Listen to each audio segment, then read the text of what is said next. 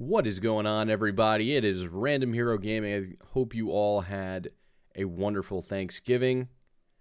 I was around a lot of my family, and on my dad's side of the family, I have cousins that are extremely normal by all means.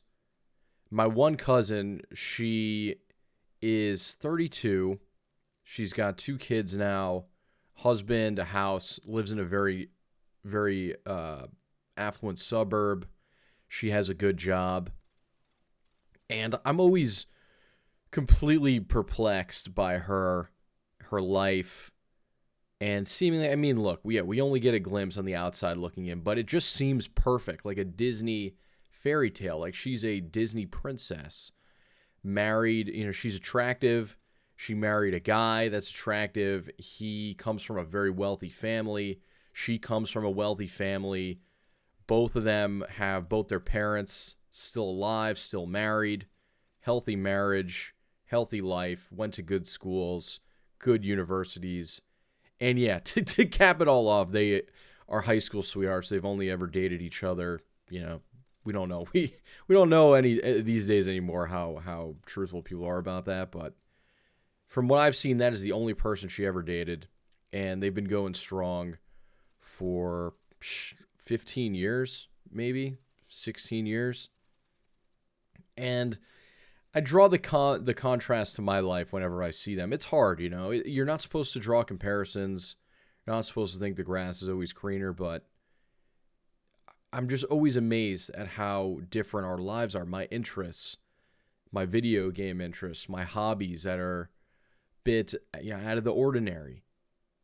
Some of my hobbies, maybe I won't get into them, but just hobbies that would get you mocked by women, by boomers, and they usually do get me mocked by them. So I just look at our lives and I try to find the one moment where things went wrong, and this will go somewhere. This will go somewhere. So just ride along with me here. I was pretty outgoing, extrovert in team sports, athletic, all the way up until middle school when my parents went through a pretty nasty divorce for several years. And what I hate about, making a video like this is, man, I consider myself to be on the right. But it's the people on the right that are going to be like, oh, dude, you're not allowed. You're a man. You're not allowed to complain. You're not allowed to be angry. You're not allowed to think you were treated unfair. Life's unfair. You just got to zip it, pull yourself up by the bootstraps, serve women, be their protector, provider, and just shut your trap. Just go on with your life. So, that's what I know is coming, and it's unfortunate. But my parents had a nasty divorce in middle school. And it lasted several years. It went really bad. It was really bad leading up to the divorce. My parents would fight a lot. I, being the oldest sibling, would kind of get dragged into it, just being a mediator between them from a young age. And that was when things changed. My grades nosedived. I was a very, very talented writer. All my teachers told me I was going to do something with my life. I had great grades. And then later, middle school into high school, my grades were horrible. I did the absolute bare minimum. I was a shut-in. I played a lot of video games. Middle school, again, had friends, girls that were friends. I know it's 8th grade and such, but getting invited to parties, even in 8th grade, and playing spin the bottle, I did all that. Getting into high school, I turned into a very depressed, shut-off guy. And those are some of the most important formative years of your life. They really do set the tone for the rest of your life, whether you get into a good school and you go out of state or something and you make good friends. You socialize. Everyone talks about the year of the lockdowns and what that did to kids, but that was me for 4 years. And then into high school or into college, I was also a shut-in. Go to my classes, run back to my car, leave, don't say a word to anyone, don't make any friends. And I just slipped through the cracks, and it wasn't my fault. It was just a way for me to deal with trauma that was out of my control. You don't choose your parents. But the most important thing is, around that time when my parents were getting divorced and we were doing the custody thing, and you go to your mom's house or you go to your dad's house Thursdays and every other weekend. That was kind of the schedule. And then later into high school, my parents just like, it's too much work. You guys just stay wherever you want. And at that time, I was making no friends, go to school, had maybe 2 or 3 friends from middle school and before that I still talk to, people I played video games with, online friends. And I just slipped through the cracks, and I never made up that lost time of socializing, of building bridges and connections, extracurricular activity, getting into a good school, into a good, impressive college, university. Never did that. I got my 2-year degree, went to a university, and graduated from there. That's another, that'll be another story, whether that was worth it. But I just slipped through the cracks, and it was out of my control. And it's anecdotal, but I think science backs me up here. So I was very angry at my father for blowing up the marriage. Your parents shouldn't share too many details about how the marriage went wrong. We were just kids, and my parents did. They were. My mom would share details. Her friends were just nasty and said too much to me, and I heard some things, and can draw inferences. You're not just a little clueless kid. You're a curious teenager. You can figure out how it went wrong. And my dad blew up the marriage. It was always my mom's dream to get married and have a big family. My dad blew up the marriage, so I was always angry with him. But I did the whole Thursday every other weekend thing. But my brother did the opposite. He stayed with my father probably 95% of the time from middle school through high school, and then he went away to college. But the differences between my brother and I mean, yes, my brother, don't get me wrong, my brother is much better looking than me. But my brother around women is just an absolute slayer. Not only with his looks, I mean, the guy has insane game. He treats women like garbage. I watch him just treat women like dogs almost. And they flock to him and they take him back. And he is an unending rotating door. Like the whole, 10% of men get 90% of the women. I've seen that firsthand. His DMs will blow your mind. But his overall attitude towards life, my brother is extremely extroverted. And yes, I do think, to make it clear, I do think you need a mom and a dad to have a very balanced human being to come out of that arrangement. I don't think you could just do one or the other. I think there's a lot of downside to my brother. But being around my mom and growing up mostly around her and feeling bad for her and, wanting to protect her, and I loved my mom, and I could never look at women, how they really are, their real nature. I could never accept that women weren't this amazing Disney fairy, whatever, this perfect, clean, intriguing, not to say all women aren't intriguing, but I just put women on a pedestal. I was that guy. Oh my God, hold the door open for every woman.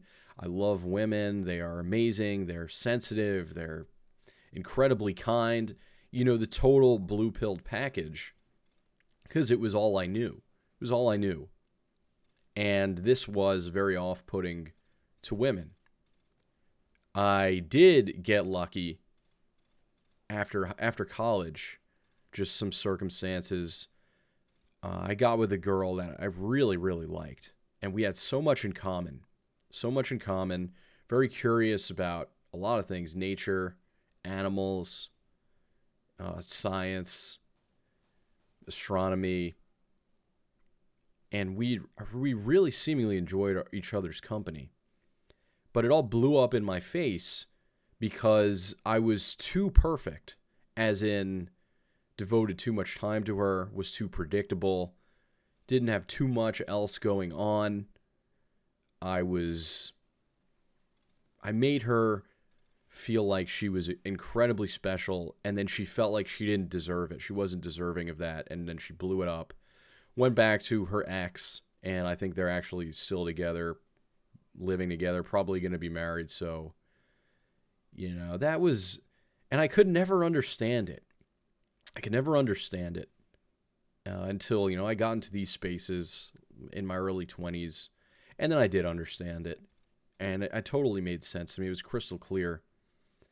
But I go back to my parents' divorce and the age I was when this happened, and choosing to be more with my mom, and my dad screwed everything up, and my mom's raising me for the most part by herself.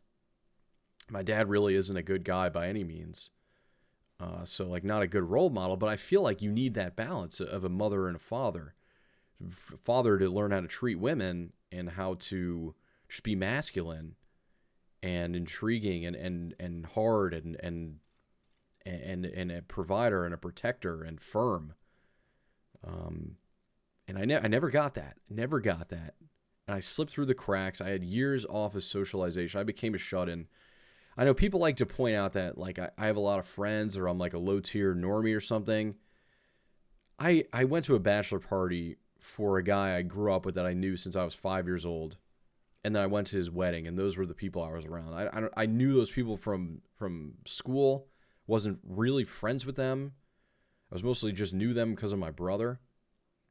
But if it wasn't for my brother, I really would never have gotten many social opportunities to be social and go out and do things, which would happen, every so often when he would come home from college. But where I'm going with this, I know I'm dragging on a bit. But as I said, I consider myself on the right wing. I watch guys like Tucker Carlson, listen to the conservative, I don't listen to really Matt Walsh or any of these guys, but I consider myself conservative. But what they'll tell you to do is, oh, dude, you need to get married really young, stay married, have a bunch of kids, and stop complaining, stop making excuses, just go forth and get married, and all these things. They treat you as if you're already the total package. And if you're not, well, then you're just weak. Well, then you're just making excuses. Well, you're just complaining. But what choice did I have?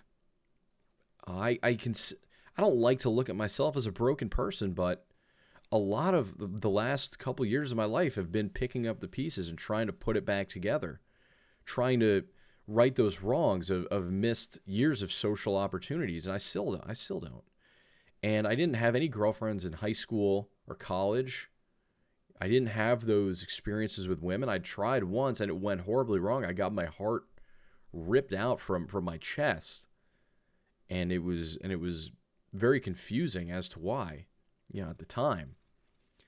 But now I'm 30 and I'm not married and don't have kids, and a lot of people will just say, "Oh, dude, you're old, you're this, you don't have, you fell behind, you're a loser," like as if I just chose to be like this.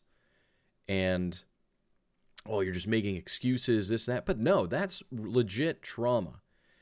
That is, I didn't get the full package. And I'm only putting this out there not like I'm some kind of unique case. I'm putting it out here because of the opposite, because I know a lot of you can relate to this. I know a lot of you had circumstances probably worse than mine that put you at a disadvantage, and people don't want to acknowledge that. They don't want to create solutions for us. They just want to call you a loser and say, stop making excuses, and you're just weak or something like that. But that's mostly what I'm getting at, is I was just mostly raised by a single mother. I can be emotional. I get emotional when I watch movies. I could see that I'm more in touch with the feminine side of myself. I can be sensitive. Sometimes I read these comments. I never thought this channel would get that big, but sometimes I read these comments and it's difficult. Like, I don't want to read the comments sometimes. And this isn't attractive to women.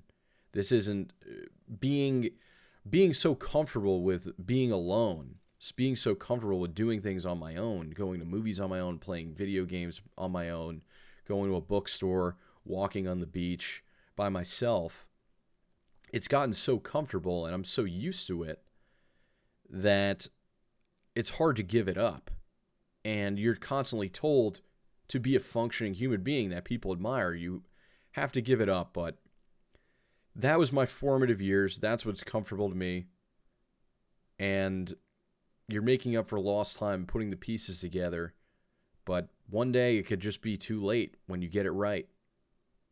That's all I got to say. And I know a lot of you can relate, so that's why I'm making this video. Thank you for listening.